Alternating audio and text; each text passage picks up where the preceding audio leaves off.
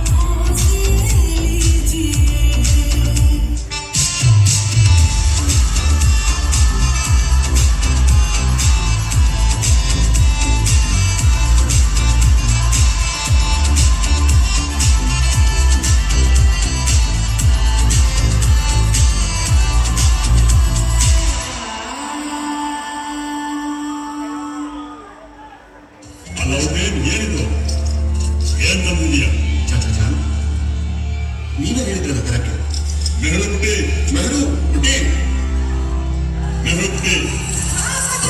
ನೋಡು, ನಿನಗಿಂತ ಏನು ಉದುರು ತರಿಸಿದ್ದೀನಿ.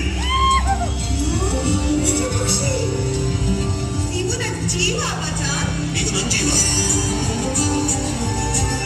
ನೀನು ನನ್ನ ಮಗಳ ಆಸರೆ ತೀರಿಸಿದೀಯ. ಅದಕ್ಕೋಸ್ಕರ ನಿನಗೆ ನಾನು ಕೊಡಬೇಕು ಅಂತಿದ್ದೀನಿ. ಏನ್ ಬೇಕು ಕೇಳ್ಕೊ. ನಿಮ್ ಯುವರಾಣಿ ಮೆಹರುನ್ನಿಸಾ ಜೊತೆ ನಮ್ಮ ನಿಖಾ.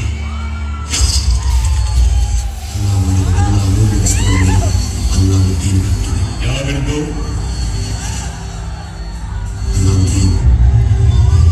ಜಲಾಲುದ್ದೀನ್ ಖಿಲ್ಜಿಯ ಮಗಳಾದ ಮೆಹರುನ್ನಿಸಾ, ನಿನಗೆ ಅಲ್ಲಾವುದ್ದೀನ್ ಖಿಲ್ಜಿಯ ಜೊತೆ ನಿಖಾ.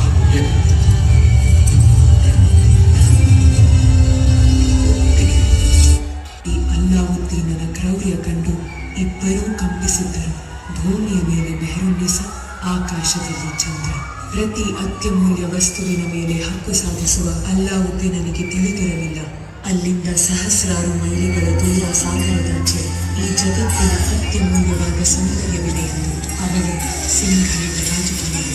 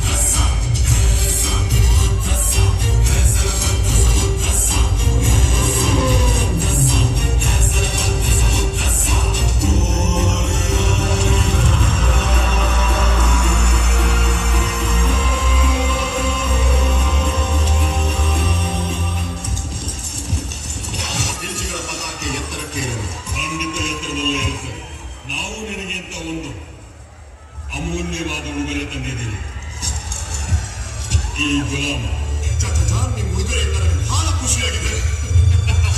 ನೀವು ಯೋಚನೆ ಮಾಡಬೇಡಿ, ನಾವು ನಿಮಗೆ ಒಂದು ಉಡುಗೊರೆ ತಂದಿದ್ದೀವಿ.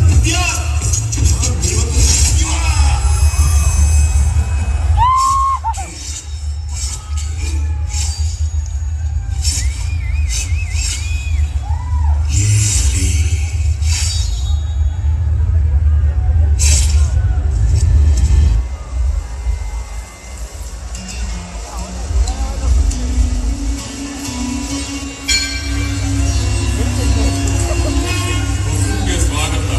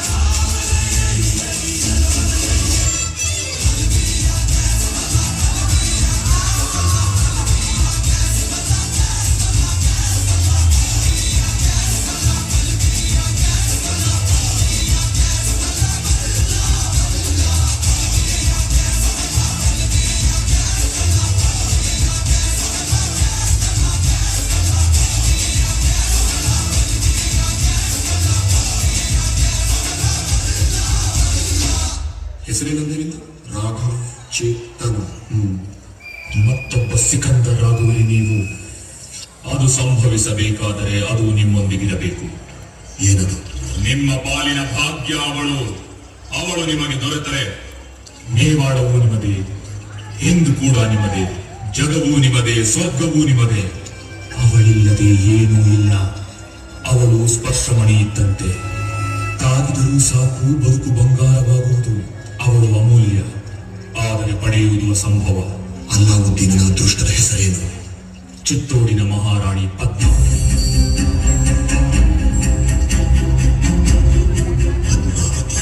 ರಾಘವ್ ಚೇತನ್ ರವರ ಮಾತನ್ನು ಕೇಳಿ ಅಲ್ಲಾವುದ್ದೀನ್ ದೆಹಲಿಯಿಂದ ಚಿತ್ತೋಡಿಗೆ ತೆರಳಿದರು. ಅತಿಥಿ ಸರ್ಕಾರವನ್ನು ಕೋರಿ ದೆಹಲಿಯ ರಾಜ ಅಲ್ಲಾವುದ್ದೀನ್ ಚಿತ್ತೋಡಿನ ರಾಜನಿಗೆ ಪತ್ರವನ್ನು ಕಳಿಸಿದನು. ಪತ್ರವನ್ನು ಒಪ್ಪಿದ ರತನ್ ಸಿಂಗ್ ಅಲ್ಲಾವುದ್ದೀನ್ನನ್ನು ಚಿತ್ತೋಡಿನ ಕೋಟೆಗೆ ಸ್ವಾಗತಿಸಿದನು. ಸುಲ್ತಾನ್ರೆ, ನೋಡ್ಕೊಂಡು ರಾವಲ್ರೆ, ನಿಮ್ಮ ರಾಣಿ ಅಪಾಯದಲ್ಲಿದ್ದಾಳೆ. ಈಗ ನೋಡಿ, ನಮ್ಮ ರಾಣಿ ಸಾನ ಕಾಪಾಡಿಕೊಂಡು. ಸರಿ, ಹಾಗಾದ್ರೆ ನಮ್ಗಿನ್ ಹೊರಡ ಕಪ್ಪಡೆ ಕೊಡಿ. ಆಗ್ಲಿ. ಮತ್ತೆ ಹೊರಡೋ ಮೊದಲು ನಿಮ್ಮ ಪರಿವಾರದ ಪರಿಚಯನಾದ್ರೂ ಮಾಡಿಸಿ. ಎಲ್ಲರನ್ನೂ ಭೇಟಿ ಮಾಡಿಸಿದ್ರಲ್ಲ, ಇವರೇ ನಮ್ಮ ಪರಿವಾರದವರು. ಅಲ್ಲ, ಹೌದು, ನಾವು ಹೇಳಿದ್ದು ಚಿತ್ತೋಡಿನ ಹೆಮ್ಮೆ ರಾಣಿ ಪದ್ಮಾವತಿ. ಭಾರಿ ಅಗೌರವದ ಮಾತಾಡಿದ್ದೀರಿ ನೀವು ಅಲ್ಲಾವುದ್ದೀನ್. ಅತಿಥಿಗಳನ್ನ ದೇವರು ಅಂತ ನಂಬ್ತೀವಿ ನಾವು. ಇಲ್ಲಾಗಿದ್ರೆ ನಿನ್ನ ರುಂಡಾನ ಚೆಂಡಾಡ್ ಬಿಡ್ತಿದ್ವಿ ನಾವು, ತಿಳಿದಿರ್ಲಿ. ಈಗ ರಾಜನೂ ಅಪಾಯದಲ್ಲಿದ್ದಾನೆ. ಹುಷಾರ್. ನೀವು ಇಲ್ಲೇ ಪ್ರತೀಕ್ಷೆ ಮಾಡಿ, ಹುಕುಂ ಇನ್ನೇನು ಆಗಮಿಸಲಿದ್ದಾರೆ. ಇಲ್ಲ,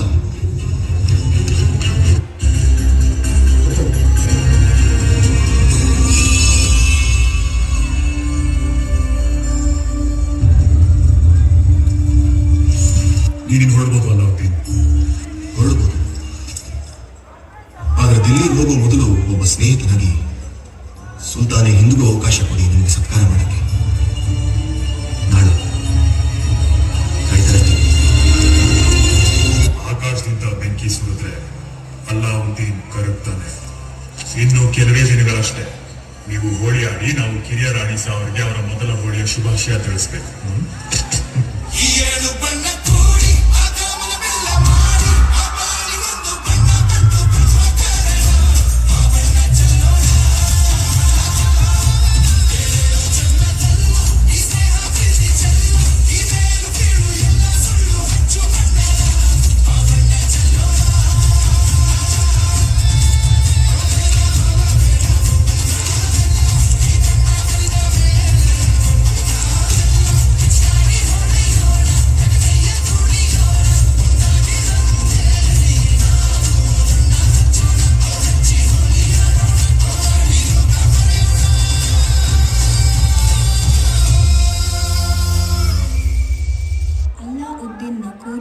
ಒಪ್ಪಿದ ರಾಣಾ ರತನ್ ಸಿಂಗ್.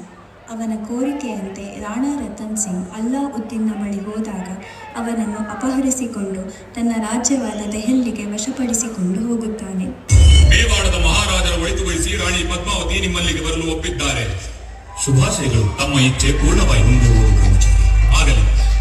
ಅವರ ಕೆಲವು ಷರತ್ತುಗಳಿವೆ. ರಾಣಿ ಸಹ ತಮ್ಮ 800 ದಾಸಿಯರೊಂದಿಗೆ ಬರುವರು. ಒಪ್ಪಿಗೆ. ಬರುತ್ತಲೇ ಅವರು ರಾವಲನ್ನು ಕಾಣುವರು. ಅವರ ಬಿಡುಗಡೆಯ ನಂತರವೇ ಅವರು ಸುಲ್ತಾನರನ್ನು ಭೇಟಿ ಮಾಡುವರು. ಮತ್ತು ಕರೆಯ ಷರತ್ತು. ಆದರೆ ಇದು ಸಾಧ್ಯವೇ ಇಲ್ಲ ಸುಲ್ತಾನರೇ. ಏನು ಬೇಕಂತೆ ರಾಣಿ ಪದ್ಮಾವತಿಗೆ? ಇಲ್ಲಿ ಬರೆದಿದೆ, ರಾಘವ ಚೇತನರ ಶಿರಸ್ಸು ಚಿತ್ತೋಡನ್ನು ತಲುಪುವವರೆಗೂ ಪಲ್ಲಕ್ಕಿಗಳು ಹೊರಡುವುದಿಲ್ಲ ಎಂದು. ಒಪ್ಪಿಗೆ.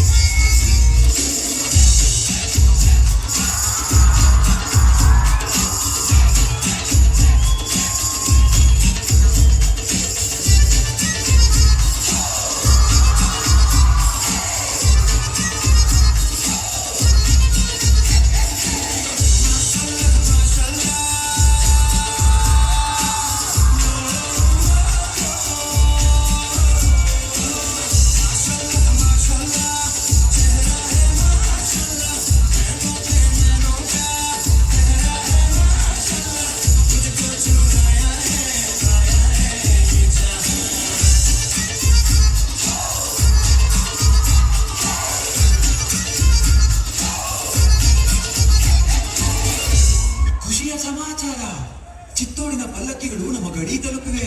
ಮುಂಜಾನೆ ಹೊತ್ತಿಗೆ ರಾಣಿ ಪದ್ಮಾವತಿ ನಿಮ್ಮ ಎದುರಿಗಿರುವರು. ಸುಬಾನಲ್ಲಾ, ನಾವು ಅವರನ್ನು ಬರಮಾಡಿಕೊಳ್ಳಲಾಗದ ಸ್ಥಿತಿಯಲ್ಲಿ ಬಂದಿದ್ದಾರೆ. ಸುಲ್ತಾನರ ಬದಲಾಗಿ ನಾವು ಅವರನ್ನು ಸ್ವಾಗತಿಸಬೇಕು. ಅದು ಸುಲ್ತಾನರು ಒಪ್ಪಿದರೆ. ರಾಣಿ ಪದ್ಮಾವತಿಯ ಮೇಲೆ ಬೇರೆ ಯಾವ ಗಂಡಸಿನ ನೆರಳು ಬೀಳುವುದು ನಮಗೆ ಹಿಡಿಸು. ಇದು ಸರಿ ಇದೆ. ತಮ್ಮ ಇಂತಹ ಸೌಂದರ್ಯ ದೇವತೆಗಳ ನಿಯತ್ತನ್ನು ಬದಲಿಸಿತು. ಸುಲ್ತಾನರು ಮನುಷ್ಯರಷ್ಟೇ ಮತ್ತು ಅಪರಾಧಿ ಹೌದು. ಈಗ ರಾಹುಲ್ ಸಾರನ್ನು ಬಿಡುಗಡೆ ಮಾಡಿ. ಖಂಡಿತವಾಗಿ. ಸರಿಯಾಗಿ ಕೇಳಿಸಿಕೊಳ್ಳಿ, ಈಗ ಹೆಚ್ಚು ಸಮಯವಿಲ್ಲ. ನಾವು ನಿಮ್ಮಿಬ್ಬರನ್ನು ಗುಪ್ತ ಸುರಂಗದ ಬಳಿ ಕರೆದೊಯ್ಯುವುದು. ಆ ದಾರಿಯಲ್ಲಿ ಹೋದರೆ ನೀವು ಪಾರಾಗಬಲ್ಲಿರಿ. ಈ ಉಪಕಾರ ಬೇಕೆ? ಈ ಉಪಕಾರ ನಮಗೆ ನಾವು ಮಾಡಿಕೊಳ್ಳುತ್ತಿರುವುದು. ನಾವು ನಮ್ಮ ಸುಲ್ತಾನರನ್ನು ಈ ಪಾಪದಿಂದ ಕಾಪಾಡುತ್ತಿದ್ದೇವೆ. ಮಲ್ಲಿಕಾ ಮೆಹರ್ ನಿಸಾ, ನಾವು ರಜಪೂತರು ಯಾವತ್ತೂ ಬೆನ್ನು ತೋರಿಸಲ್ಲ.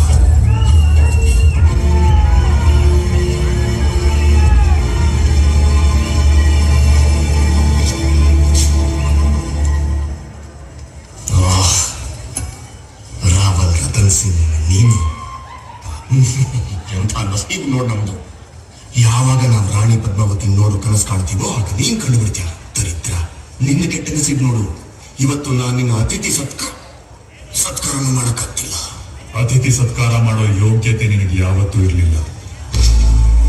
ಗಾಯಾಳುಗಳ ಮೇಲೆ ನಾವು ಯಾವತ್ತೂ ದಾಳಿ ಮಾಡಲ್ಲ. ನೀನು ಖಡ್ಗ ಎತ್ತಕ್ಕೆ ಲಾಯಕ್ಕಾದಾಗ ಯುದ್ಧದಲ್ಲಿ ಸಿಗೋಣ ಅಂತ ಹೇಳಕ್ ಬಂದಿದ್ವಿ ಅಷ್ಟೇ. ಹೋಗ್ತಾ ಇದ್ದೀವಿ ನಾವು.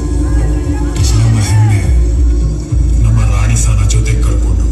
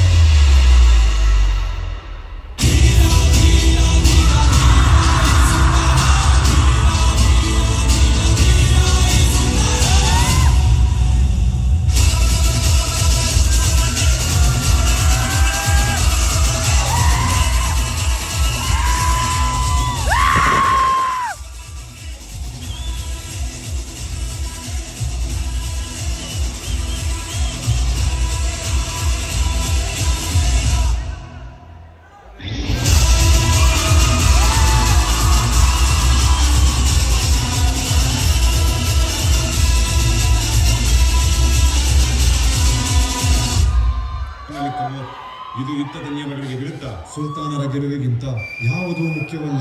ಚಿತ್ತೋಡಿನ ಅಂಗಳದಲ್ಲಿ ಯಾರು ಕಂಡಿರದ ಕೇಳಿರದ ಒಂದು ಹೋರಾಟ ನಡೆಯುವುದು. ಅದನ್ನು ನಾವು ಕ್ಷತ್ರಿಯ ಹೆಂಗಸರು ಮಾಡುವೆವು.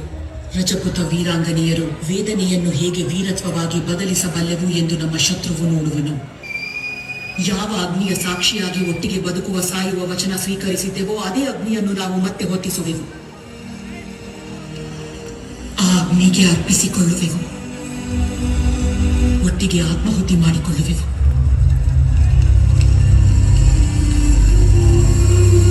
ನಮ್ಮ ಶರೀರವನ್ನು ಪಡೆಯುವ ಲಾಲಸೆ ತುಂಬಿರುವ ಶತ್ರುವಿಗೆ ನಮ್ಮ ನೆರಳು ಸಹ ಸಿಗದು. ಈ ಶರೀರ ಭಸ್ಮವಾಗುವುದು, ಆದರೆ ಅಮರವಾಗುವುದು ರಜಪೂತರ ಹೆಮ್ಮೆ, ನಮ್ಮ ನಂಬಿಕೆ, ನಮ್ಮ ಸ್ವಾಭಿಮಾನ. ಹಾಗೂ ಇದು ಅಲ್ಲಾವುದ್ದೀನ ಜೀವನದ ಅತಿ ದೊಡ್ಡ ಸೋಲಾಗುವುದು.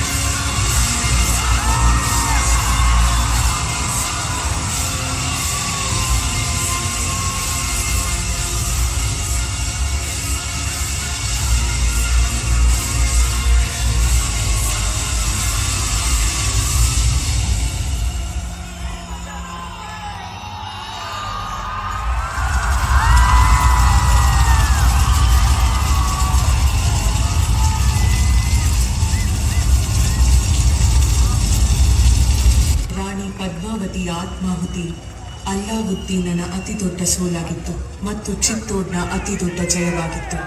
ಶತಶತಮಾನಗಳ ನಂತರವೂ ರಾಣಿ ಪದ್ಮಾವತಿಯ ಆತ್ಮಾಹುತಿಯ ಪ್ರತಿಧ್ವನಿ ಭಾರತದ ಪ್ರತಿ ಮೂಲೆಯಲ್ಲೂ ಕೇಳಿಬರುತ್ತದೆ.